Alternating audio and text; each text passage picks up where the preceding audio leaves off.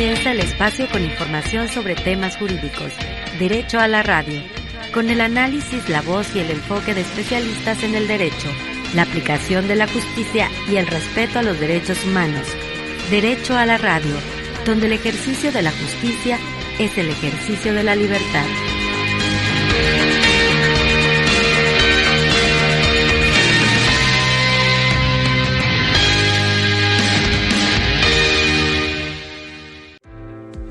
Muy buenas tardes, tengan todas y todos ustedes, sean bienvenidos a este espacio radiofónico Derecho a la Radio, su programa favorito que se transmite todos los miércoles en punto a las 19 horas desde la estación de radio de la Universidad de Colima. Lo hacemos a través de antena en el 94.9 de la frecuencia modulada, pero también a través de las redes sociales, tanto de la Facultad de Derecho como de esta estación. Les invitamos a que sintonicen este y todos los programas, interactúen con nosotros y estamos ciertos que como todos los temas, resultarán de su interés. Y bueno, como cada miércoles se encuentra aquí en cabina nuestra amiga Bárbara Mancera. Hola Bárbara, buena tarde. Hola, no, qué gusto saludarte a ti y a quienes nos escuchan. Y bueno, también hay que recordarles que pueden sintonizar la retransmisión de este programa el sábado a la 1 de la tarde, en donde también en esta estación de Universo 94.9. El tema que hoy vamos a abordar es el de el derecho al libre desarrollo de la personalidad. Así es, Bárbara, estamos ciertos que también resultará de su interés. Y si estás de acuerdo, iniciamos este programa como tradicionalmente lo hacemos, con la intervención del doctor José Ángel Méndez Rivera, quien presenta la sección editorial. Adelante, doctor Méndez, le escuchamos.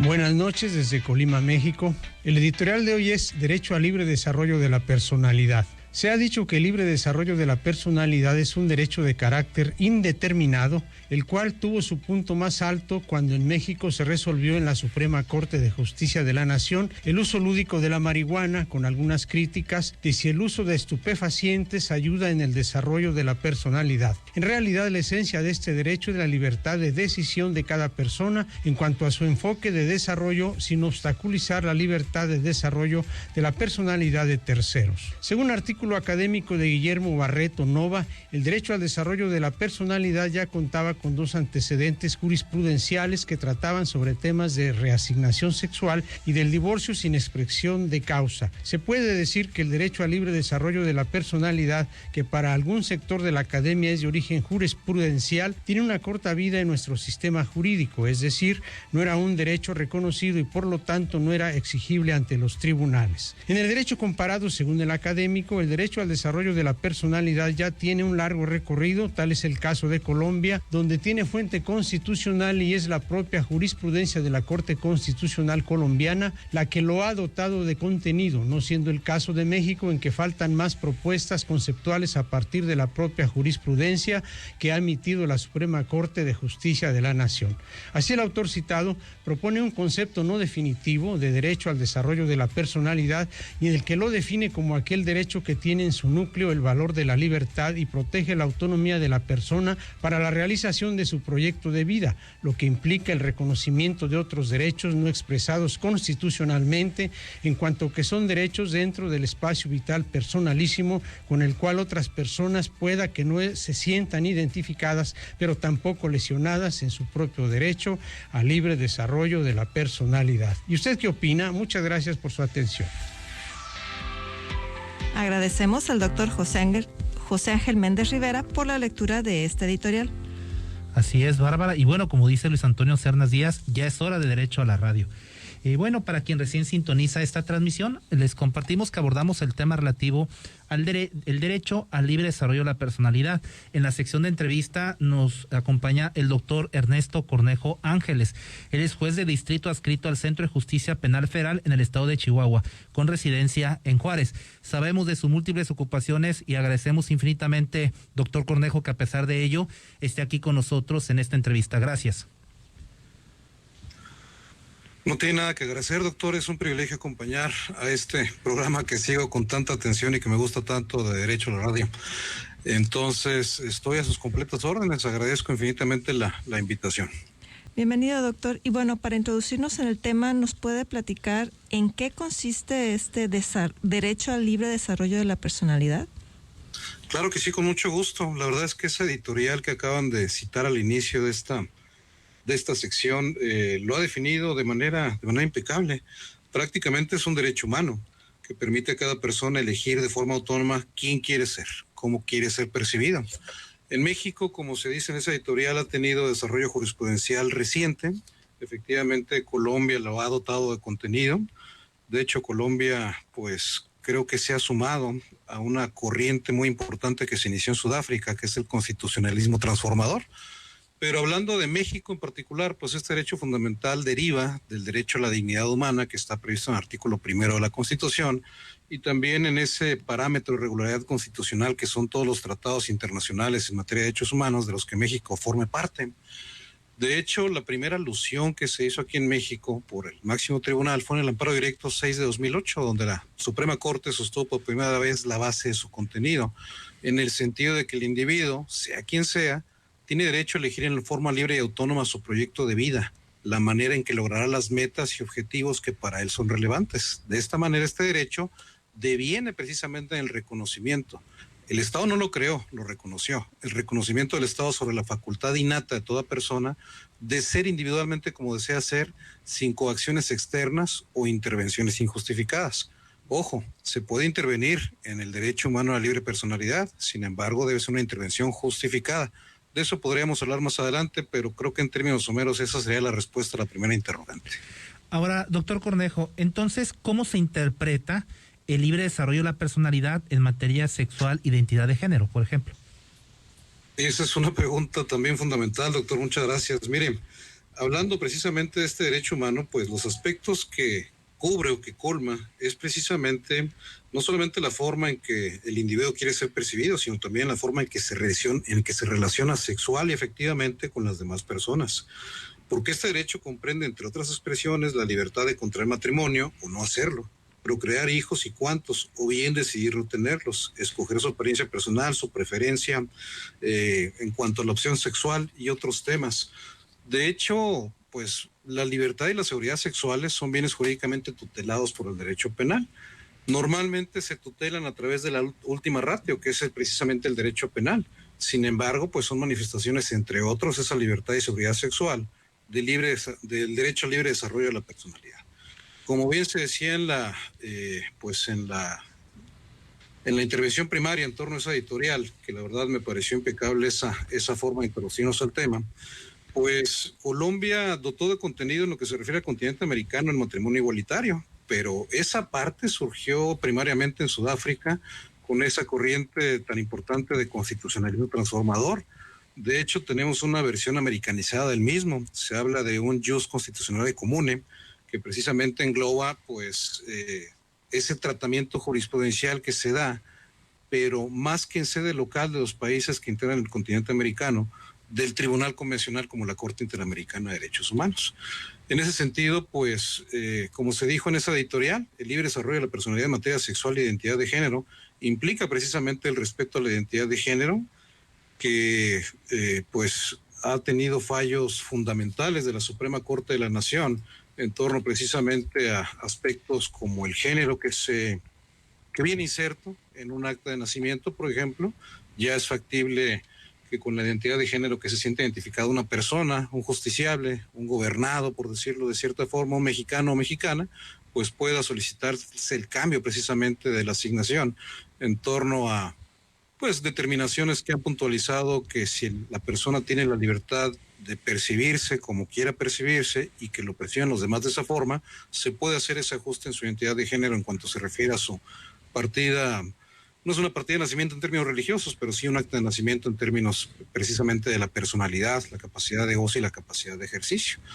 De hecho, pues hay fallos muy importantes que yo les invitaría de manera pues muy puntual a seguir, como por ejemplo el amparo en revisión 1184-2015, el amparo indirecto 32-2016, el 29-2016 y también el 29-2018.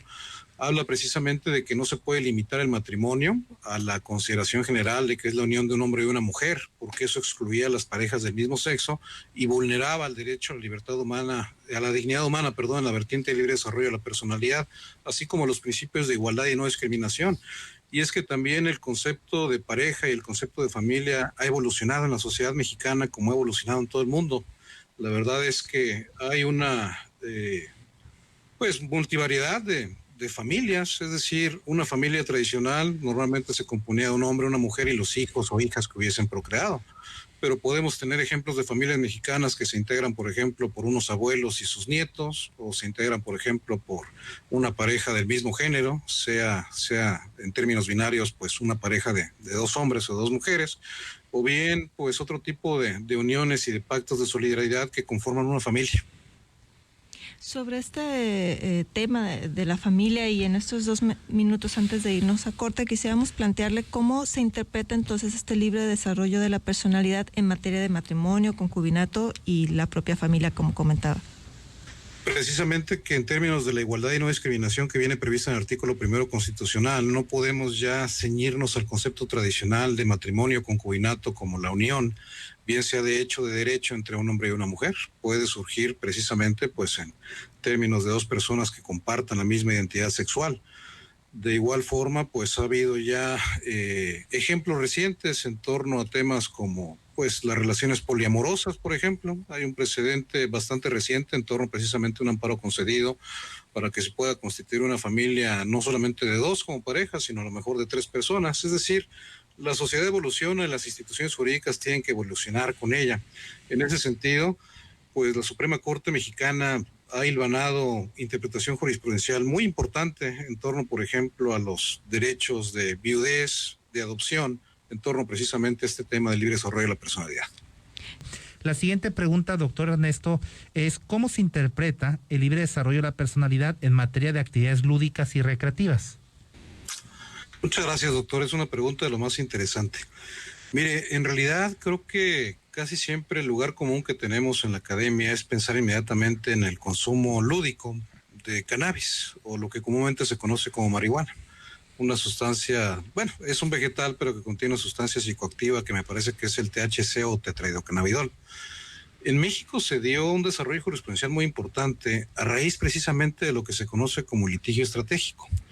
Hay una sociedad civil que se denominaba por su acrónimo SMART, me parece que era la Sociedad Mexicana de Autoconsumo Responsable y Tolerante, y prácticamente en una iniciativa de esa sociedad civil, precisamente hizo que la Corte se pronunciara, es decir, se constituyó con el único objetivo de solicitar autorización sanitaria a la Comisión Federal de Protección de Riesgos Sanitarios para que adultos en pleno uso de sus facultades mentales pudieran producir y consumir cannabis de manera recreativa y sin fines de lucro. Entonces activó prácticamente pues todo el aparato jurisdiccional, desde lo que era el amparo instancial, lo que era el amparo en revisión ante un tribunal colegiado de circuito, y finalmente pues llevó este asunto a la Suprema Corte para que se definiera. Y creo que ese es el lugar común. Sin embargo, debo decirle que pues ha habido más precedentes en torno a pronunciarse. Por eso hace un rato les decía que la intervención del Estado en el libre desarrollo de la personalidad debe estar justificada. Le voy a hablar de un ejemplo que creo que lo puntualiza muy bien. Hay un amparo en revisión, el 1117 de 2019, donde prácticamente la parte quejosa le pedía a la Suprema Corte que utilizara de manera análoga la determinación del consumo lúdico de la marihuana para autorizar a una persona que consumiera cocaína. Es decir, una sustancia que es el éster metílico de benzoljonidona, bueno, es clorhidrato de cocaína. Entonces, eso se trata de un alcaloide que deviene o deriva de las hojas de coca procesadas, y es un proceso químico, tengo entendido en términos legos, porque no soy ningún experto en química, que es bastante compleja su elaboración y que lleva muchas sustancias además de las hojas de coca. Pero prácticamente esa era la premisa, decirle, bueno, si ya autorizaste que en términos de libre desarrollo a la personalidad se pueda consumir cannabis sativa o marihuana de manera libre, con el permiso correspondiente de la COFEPRIS, ¿por qué no trasladar de manera analógica ese argumento al consumo de cocaína o cualquier otra sustancia? Porque pues sustancias psicoactivas, ustedes saben también en términos del conocimiento común que hay múltiples sustancias psicoactivas. Sin embargo, a esta persona sí le fue negado el amparo precisamente porque sus conceptos resultaban infundados. En términos de la farmacología, creo que hay categorización de drogas blandas y drogas duras. Entonces, precisamente la cocaína o el clorhidrato de cocaína se trata de una droga dura que no cumple o que no colma el test de proporcionalidad que como herramienta metodológica utilizó la Corte precisamente para determinar si esa solicitud cumple con un fin constitucionalmente válido, si resulta proporcional, si no hay otra opción, pues que sea de menos intervención para conseguir el mismo fin, etcétera. Un test de proporcionalidad como herramienta metodológica y argumentativa de la Corte. Y en ese argumento, en torno precisamente a que pues se trataba de drogas duras y blandas, una clasificación, se decía por parte del quejoso que era una clasificación tradicional de los años 90 que ya había sido superada, que incluso pues en términos del derecho humano a la salud, la droga que más daño hace es una droga de consumo legal como es el alcohol, que si ese era el caso, pues entonces debería prohibirse, como se hizo, por ejemplo, en Norteamérica, el alcohol en los años 30. Sin embargo, todo esto resultó infundado precisamente porque el derecho humano a la salud tiene preeminencia en torno al consumo de cocaína por sobre lo que se refiere al consumo de la marihuana. Y hay pues mucha interpretación al respecto. De hecho, hay un comunicado reciente de la Suprema Corte porque la Ley General de Salud prevé pues una excepción en cuanto al ejercicio de acción penal. Lamentablemente, doctor, hemos agotado el tiempo para la entrevista. Sin duda nos parece muy interesante lo que nos está compartiendo. Esperamos no sea la única ocasión en que nos pueda acompañar. Agradecemos. Claro que no. Gracias. Agradecemos al doctor Ernesto Cornejo Ángeles. Recordemos, él es juez de distrito adscrito al Centro de Justicia Penal Federal en el estado de Chihuahua, con sede en Ciudad Juárez. Muchas gracias, doctor. No tiene nada que agradecer. El señor doctor Enoc Francisco Morán tiene mis datos de contacto. Si alguien tiene alguna pregunta, yo me reitero a sus órdenes y además agradezco mucho la oportunidad de este espacio. Para mí siempre es un privilegio. Derecho a la radio, donde el ejercicio de la justicia es el ejercicio de la libertad. Continuamos en breve.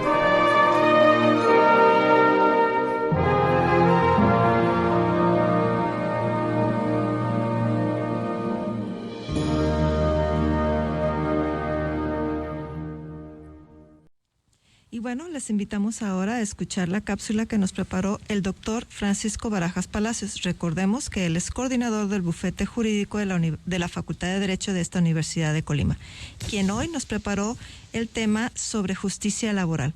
Adelante, doctor, le escuchamos. Buenas tardes, estimado radioescucha. En esta ocasión vamos a tocar un tema que tiene que ver con la justicia laboral. Es importante anunciar así a manera de preámbulo que a raíz de la reforma a la Ley Federal de Trabajo de fecha 1 de mayo del 2019, hubo un verdadero cambio en el sistema de justicia en materia laboral. Dicho cambio fue la extinción de manera paulatina de lo que anteriormente se conocían como las juntas de conciliación y arbitraje, para ser paulatina y progresivamente sustituidas por centros estatales y federales de conciliación en materia laboral, que como sus iniciales los dicen, en el argot jurídico se identifican como CEJAS, ¿sí? ¿Qué es un CEJA o qué es un centro laboral en el estado de Colima? Bueno, mira, ¿sí? Te hablo de sus características jurídicas. Bueno, pues generalmente es un organismo descentralizado, especializado en materia laboral, es imparcial, tiene y está dotado de plena autonomía técnica, operativa, tiene recursos, ejerce decisiones, hace gestión y generalmente tiene un grado de ascendencia hacia la Secretaría de Trabajo y Previsión Social en el estado y también en el ámbito federal. ¿Quiénes pueden solicitar la conciliación laboral? Bueno, la pueden solicitar todos los trabajadores que consideren no están recibiendo un trato justo, no están siendo tratados legalmente hablando, sí, conforme a derecho, o consideren que no se les está liquidando conforme a la ley. Pero este beneficio no es exclusivo de los trabajadores, porque también los patrones y también los representantes legales, cuando en su calidad, valga la redundancia, de representantes de una persona moral, deciden acudir a estos centros de conciliación laboral. En esencia, están destinados para trabajadores, para patrones y para representantes legales. Pero bueno, si yo ya tomé la decisión de acudir a un centro estatal de conciliación laboral, ¿qué documentos necesito llevar conmigo para hacer una solicitud de conciliación, en virtud de que estimo,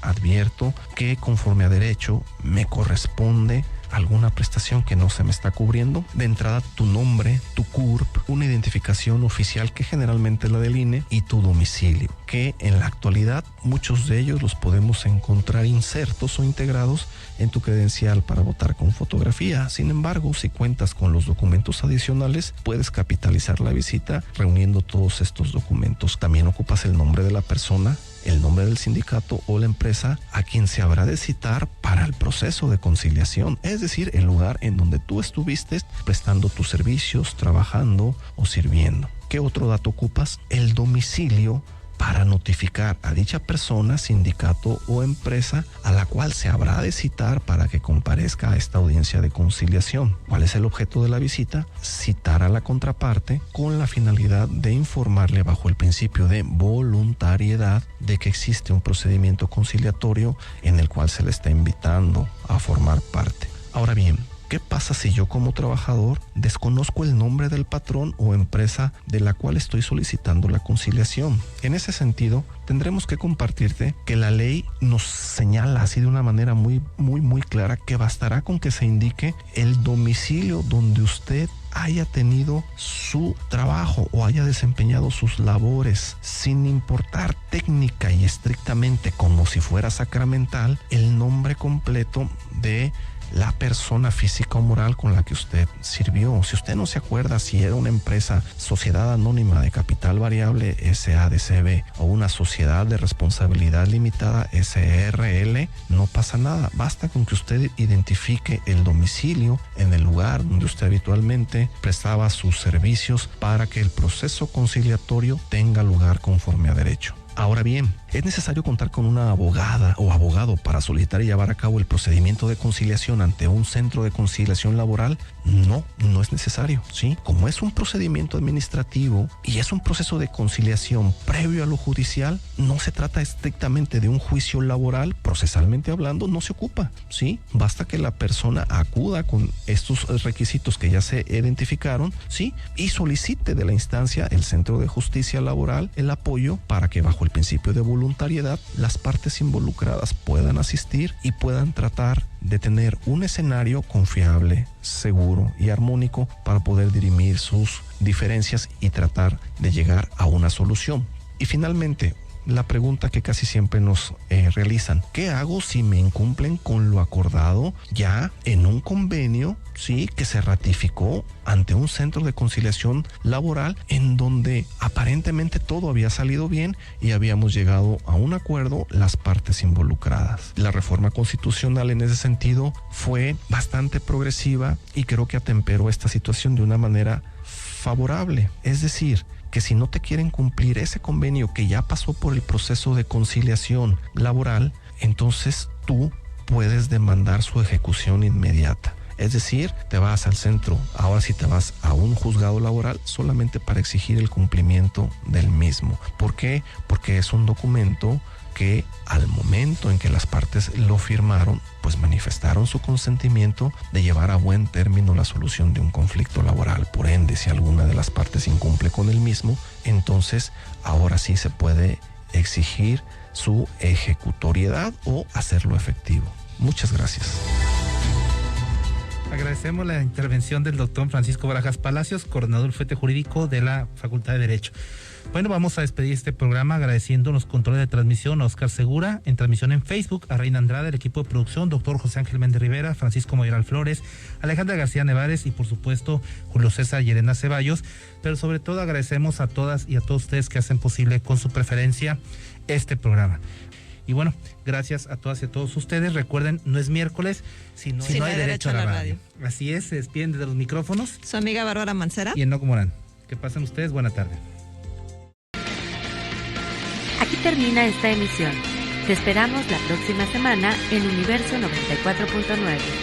Derecho a la radio, una producción de la Facultad de Derecho de la Universidad de Colima.